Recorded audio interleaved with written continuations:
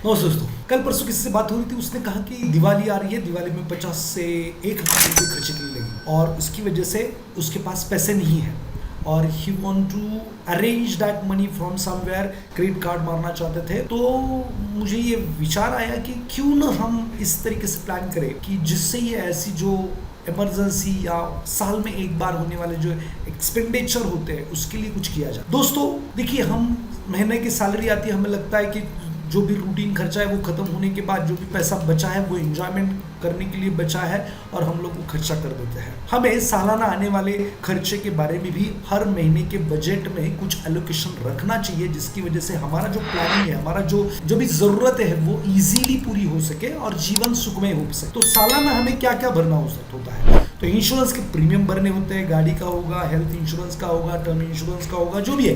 तो सालाना हमें इंश्योरेंस के प्रीमियम भरने होते हैं वन टाइम, फिर एडजस्टमेंट करनी पड़ती है। तो ऐसा ना हो, इसके लिए क्या करिए हम आज जानने वाले हैं।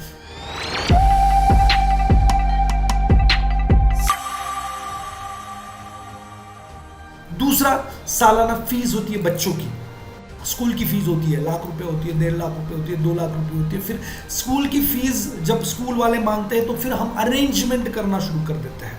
या फेस्टिवल होता है, कोई यात्रा होती है या दिवाली होती है, तो उस वक्त भी हमें कुछ ज़्यादा अमाउंट खर्चे के लिए लगती है। तो हम क्यों ना उसे मंथली बजटिंग में ही प्लान करें। तो कुछ लोग करते हैं, आरडी करते हैं, तो वहां पर 2 से 3% का, 4% का, 5% का, मुझे नहीं पता कितने का, लेकिन रिटर्न मिलता है। मतलब वो थोड़ा सा डिस्काउंट हो जाता है। लेकिन हम यहाँ पर लिक्विड फंड में या फिर मेरे पास कुछ ऑप्शन है जिसमें 8 से 10% सालाना रिटर्न मिल सकते हैं।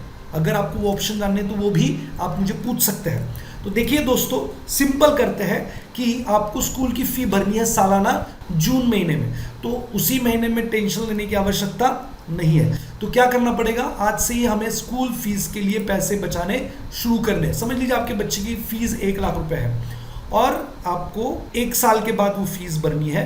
तो मंथली 8% का अगर रिटर्न में कंसिडर करूँ, जो मिलेगा फिक्स में मेरे पास ऑप्शंस है, तो 8%, तो आपको 7,991 रुपये बचाने पड़ेंगे। तो आपकी 1 लाख की फीस और उसमें डिस्काउंट मिल जाएगा। मतलब क्या कि ये तकरीबन कितने हो रहे हैं, 96,000 और 95,000 समथिंग आप भर रहे हो। तो 4 से 4,500 की बेनिफिट आपको डिस्काउंट मिल रही है यहाँ पर। तो कैलकुलेटर पे देख लेते हैं कितना हो रहा है, आप कितना भर रहे हो। तो ये रहा कैलकुलेटर आपके सामने। तो ये डिस्काउंट भी हो गया और आपको बर्डन भी नहीं आया। तो कितना भर रहे हैं, 7,991 इंटू अगर मैं करूं 12 महीने आप भरेंगे तो यू आर पेइंग 95,892 और आपके पास 1 लाख रुपए होंगे बच्चे की फीस भरने के लिए। मतलब कितने का डिस्काउंट हो गया, इसको अगर माइनस में 1 लाख कर दूं, 3 और 2 5, यस, तो 4,100 रुपए आपके बच गए और बार बार की झंझट से मुक्ति। आपको तो भरनी ही है, एडजस्टमेंट करके भरे, अभी आ रहा है पैसा तो खर्चा कर दे और बाद में। तो जो भी आपके सालाना एक्सपेंडिचर है, इंश्योरेंस का प्रीमियम है, आपका इंश्योरेंस का प्रीमियम है, प्लान कर लो, डिस्काउंट मिल जाएगा। समझ लो आप कुल मिला के 50,000 रुपए सालाना प्रीमियम पे करते हो, गाड़ी से लेकर हेल्थ से लेकर सब, उदाहरण के लिए पकड़ रहा हूँ। तो आज से 4,000 रुपये बचा लो तो 48,000 ही आपको भरने पड़ेंगे, 47 समथिंग, और आपको 2-2,500 रुपये ऐसे ही बेनिफिट मिल जाएगा। तो हमें इस तरीके से प्लानिंग करें। दिवाली में 1 लाख रुपए खर्च करते हैं, समझ लीजिए। तो ये जो है, ये शॉर्ट टर्म जो इंस्ट्रूमेंट होते हैं उसमें आपको इन्वेस्टमेंट करनी चाहिए। इस तरीके से टैक्स जेएफएम में, मतलब जनवरी फरवरी मार्च में आपको बहुत सारा बर्डन आता है। तो टैक्स कितना जाने वाला है उसकी भी प्रयोजन, क्योंकि आप जो कमा रहे हो ना, सबसे पहले तो आपके अर्निंग पे गवर्नमेंट का अधिकार है। तो वो तो आपका जो भी टैक्स स्लैब है वो तो आपको साइड में करके रखना ही पड़ेगा। तो जो भी सारे खर्चे आपको सालाना करने होते हैं, सालाना भरने होते हैं, उसकी एक लिस्ट बनाएं और वो लिस्ट बनने के बाद उसके लिए कितना मंथली आपको बचाना पड़ेगा, सालाना लमसम कितना है और आपको कितना बचाना पड़ेगा, और वो उसको अलग अलग अगर बास्केट में आप डाल देंगे तो आपको जो जब भी ये खर्चा आता है, बड़ा खर्चा आता है, उस वक्त ज़्यादा भागम दौड़ करने की ज़रूरत नहीं पड़ेगी।